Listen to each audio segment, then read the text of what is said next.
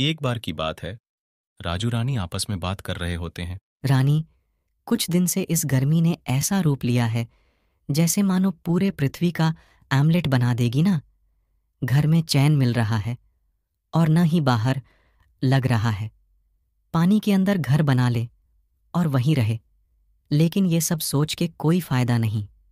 ये सब तो ख्याली पुलाव है। हाँ राजू, और इस गर्मी में अच्छे खासे लोगों को लू लग जा रही है। हम तो फिर भी ठीक हैं। उन लोगों का क्या होगा जो इतनी धूप और गर्मी में अपना पेट पालने के लिए घर से बाहर मजदूरी करते हैं।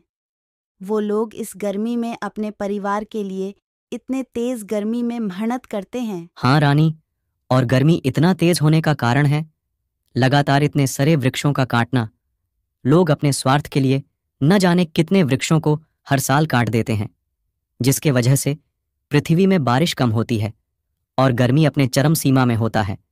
अभी तो फिर भी बहुत कम है, लेकिन ऐसा ही रहा तो वो दिन दूर नहीं जब हमें पानी की तरह ऑक्सीजन को भी खरीदने की नौबत आ जाए। राजू, इसलिए हमें हमेशा अपने आसपास में वृक्ष लगाने चाहिए, क्योंकि वही एक हमारा सच्चा साथी है जो हमें आने वाले प्रलय से बचाएगा और इस गर्मी से छुटकारा दिलाएगा।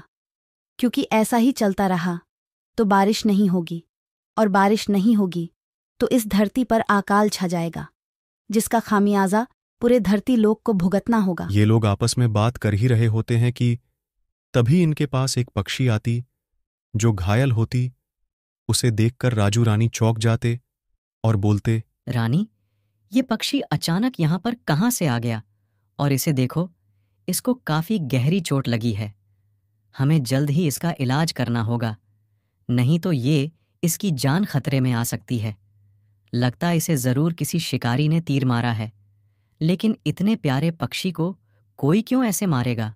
जरूर कुछ बात है। उसके बाद राजू रानी पक्षी के अंदर जैसे ही तीर निकालते, ये तुरंत ठीक हो जाती और बोलती, धन्यवाद राजू रानी, जो तुम लोगों ने मेरी मदद करे, मुझे मरने से बचाया। मैं दरअसल एक इच्छाधारी पक्षी हूँ। मैं जो चाहो उस रूप को अपने अंदर उतार सकती हूँ, लोगों की इच्छाएं पूरी कर सकती हूँ। मैंने जंगल में एक गरीब इंसान की मदद अपनी शक्तियों द्वारा की, जिसे एक कपटी शिकारी ने देख लिया और लालच में आकर उसने मुझ पर तीर चला दिया ताकि मैं उसकी इच्छा पूरी कर सकूं और उसे दुनिया का सबसे अमीर आदमी बना सकूं। लेकिन मैं जैसे तैसे करके वह से भाग गई। क्या तुम सच में इच्छाधारी पक्षी हो?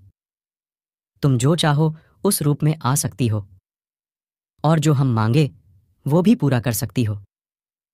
हमें ये सब सुन एक सपना जैसा लग रहा है, लेकिन तुम तो इच्छाधारी पक्षी हो।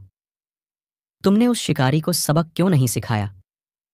उसने तुम पर लालच में आकर हमला किया। उसे उसकी किए की सजा मिलनी चाहिए, ताकि वो दोबारा किसी बेजुबान पर हमला करने से पहले मन में 100 बार सोचे। हाँ राजू, मैं चाहती तो वहीं उसके किए की सजा इतनी भयानक देती कि वो सपने में भी ये सब करने का नहीं सोचता।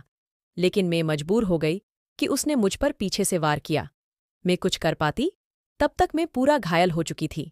मैं जैसे तैसे करके भाग के यहाँ आई, लेकिन अब मैं उसे ऐसे ये एहसास दिलाऊंगी कि उसने कितनी भारी गलती की है मुझ पर हमला करके। ये इतना बोलते ही अपनी मायावी शक्तियों से खुद को एक खूंखार गैंडा के रूप में परिवर्तित कर लेती, जिसे देखते ही राजू रानी की हालत खराब हो जाती। अरे बाप रे, तुम तो देखते ही देखते इतना खूंखार गेंडा बन गई। ये सब देख मेरे आंखों में यकीन नहीं हो रहा। तुम सच में इच्छाधारी पक्षी हो। तुम इस रूप में उस शिकारी को सबक सिखाने जाओगी तो उसकी देख के ही हालत टाइट हो जाएगी। फिर वो सपने में भी शिकार नहीं करेगा। उसके बाद इच्छाधारी पक्षी यहां से गायब होकर उस शिकारी के पास जाती। शिकारी जैसे ही गेंडा को सामने देखते, उसकी आंखें फटी की फटी रह जातीं। ये मेरे घर के पास इतने विशाल और खूंखार गेंडा कहाँ से आ गया? ये बहुत ही गुस्से में लग रहा है। मुझे जल्दी यहाँ से भागना चाहिए, नहीं तो मेरी चटनी बना के खा जाएगा। कहाँ जा रहे हो पापी? शिकारी, तुम्हें जंगल में जानवरों का शिकार करने में बहुत मजा आता है ना? हर रोज तुम जंगल में जाकर बेचारे बेकसूर बेजुबानों को मार के अपना शिकार बना लेते हो। क्या उन लोगों को जीने का अधिकार नहीं है? जब आज तुम पर कोई जानवर तुम्हारे ही घर में तुम्हारा शिकार करने आया तो अपनी जान बचा के भाग रहे हो।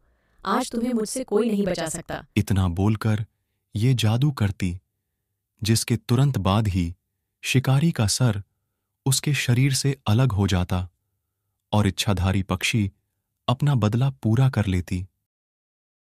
राजू रानी, मैंने अपना बदला पूरा कर जंगल के बेजुबानों को उस शिकारी के आतंक से हमेशा के लिए मुक्त कर दिया। और तुम लोगों का तहे दिल से धन्यवाद, जो तुम लोगों ने मेरी जान बचाई। मैं ये एहसान कभी नहीं भूलूंगी। मैं तुम्हारी कोई इच्छा पूरी करना चाहती हूँ।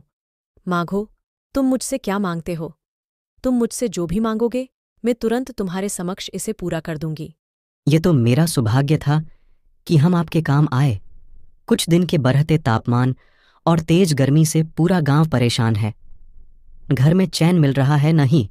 बाहर में हम आपसे एक ही इच्छा जाहिर करते हैं, जिससे पूरे गांव को सुकून की सांस मिले। आप कुछ ऐसा करो जिससे पूरे गांव में बहुत तेज बारिश होने लग जाए और गर्मी का तापमान वापस से कम होकर हमें ठंडक की अनुभूति कराए। राजू रानी के इतना बोलते ही इच्छाधारी पक्षी जादू करती, जिसके तुरंत बाद ही आसमान में तेज बिजली आने लगती और उसके साथ साथ जोरदार बारिश भी शुरू हो जाती। ये सब देख राजू रानी पूरा खुश हो जाते।